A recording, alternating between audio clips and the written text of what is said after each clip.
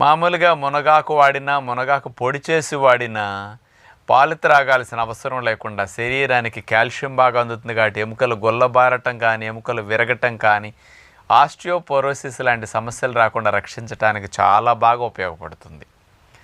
అంటే అందరికీ ఈ 2 లాభాలే ప్రధానంగా తెలుసు ఇన్నాళ్ళు నేను చెప్పటం వల్ల. ఇంకా ముఖ్యంగా చూస్తే ఇందులో ఐరన్ ఎక్కువ ఉండటం వల్ల రక్తం తయారీకి కూడా మునగాకు చాలా బాగా పనికొస్తుంది. పూర్వం రోజుల్లో ప్రతి దొడ్లోనూ మొలక చెట్టు ఉండేది. ఆ కాడల్ని ఉల్లిపాయలు వేసి ఒకరోజు కూరగా వండేవారు. ఏ కూర లేనప్పుడు మునగాకు దూసేసి అంత పప్పు వేసేసి ఆకుకూర వండేసేవారు, మునగాకు ఫ్రై చేసేవారు. రక్తహీనత సమస్య రాకుండా మునగాకు బాగా పనికొస్తుంది అన్నమాట. ఇక సైంటిఫిక్గా తీసుకుంటే ఇతర లాభాలు ఏమున్నాయని, మునగాకులో క్వర్సెటిన్ అనే కెమికల్ ఉంది. ఇది రక్తనాళాల స్టిఫ్నెస్ తగ్గిస్తుంది. స్టిఫ్ అయినాయి అనుకోండి, గట్టి పడితే దగ్గరకు వస్తాయి కదా,